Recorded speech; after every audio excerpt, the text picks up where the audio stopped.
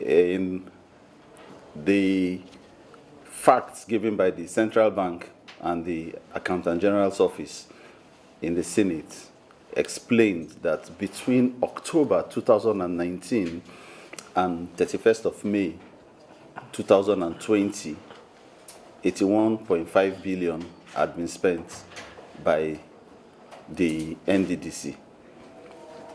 Yesterday, according to what was read out by the chairman, the same figure was spent in 4 months by the NDDC, already showing that there's a problem.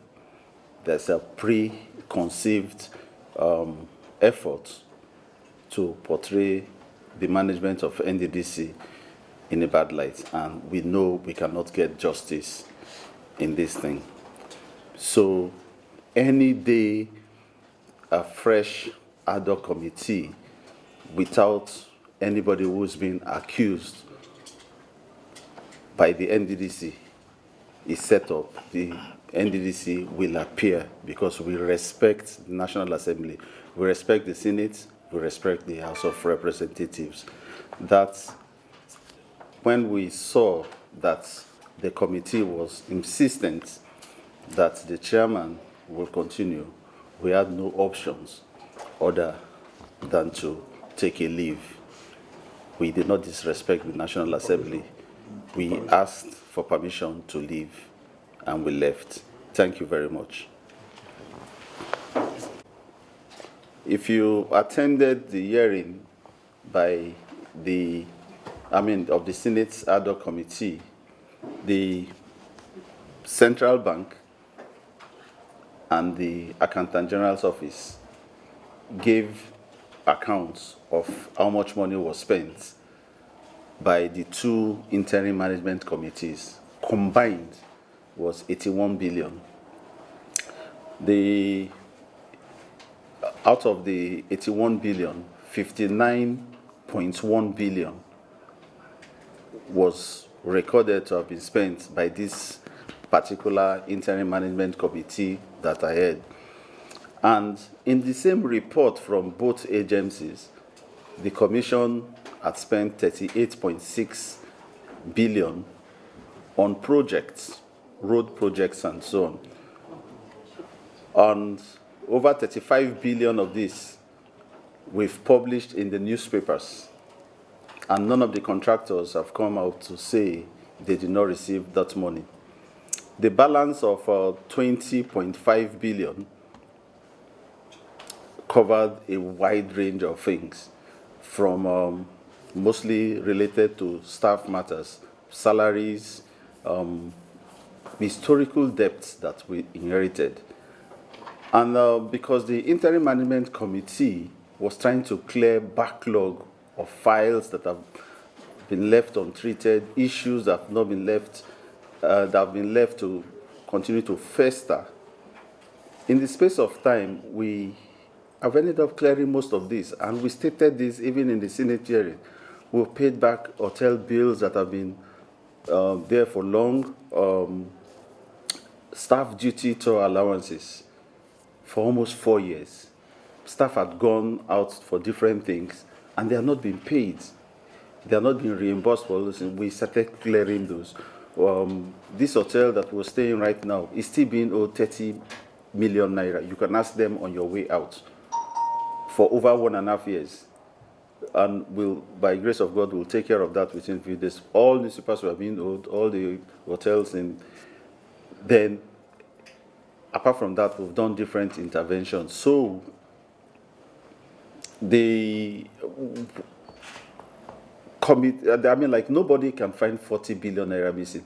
We operate accounts only in the Central Bank, and the accounts there were published, and it was from those things that the investigation and the Senate were based on the account provided by the Central Bank, item by item, and things were picked out.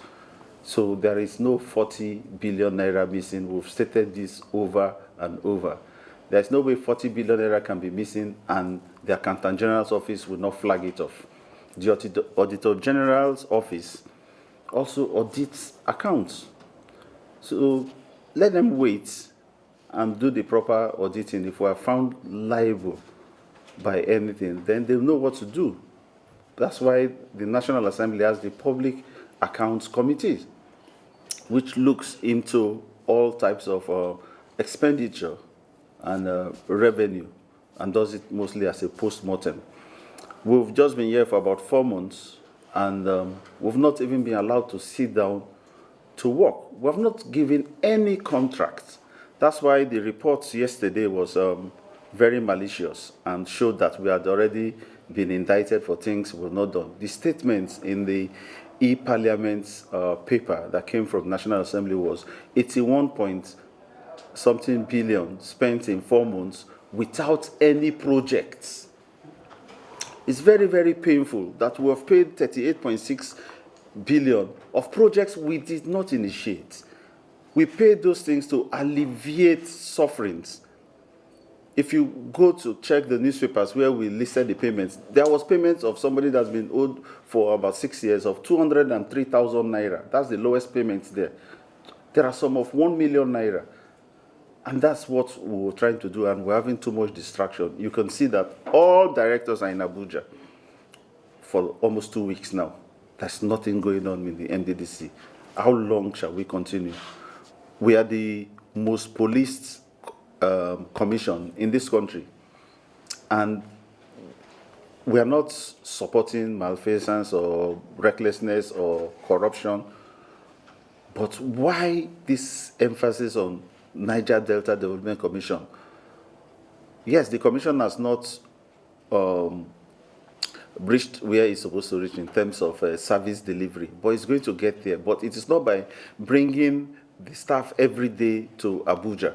The expenditure in these past 2 weeks could build a road, I can assure you, of bringing almost 40 people to come and stay in Abuja for 2 weeks.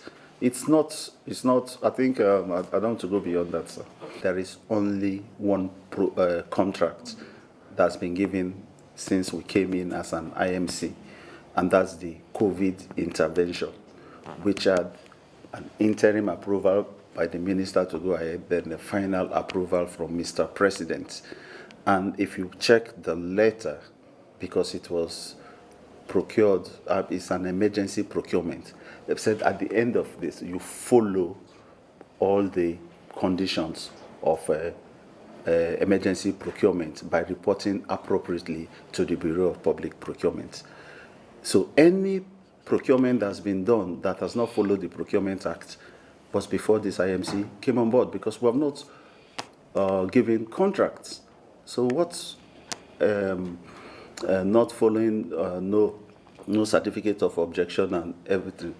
Even the approval by the Federal Executive Council for purchase of vehicles that's gone through BPP and federal approval, we have not given a contract. We have not signed a contract for it. So I don't know where they are getting this. This is already showing a bias. And I'm sure BPP did not just come to say NDDC did not obtain this or this for what. They must have been tweaked to arrive at that. And I hope they will be able to stand by what they have said yesterday. We were not there.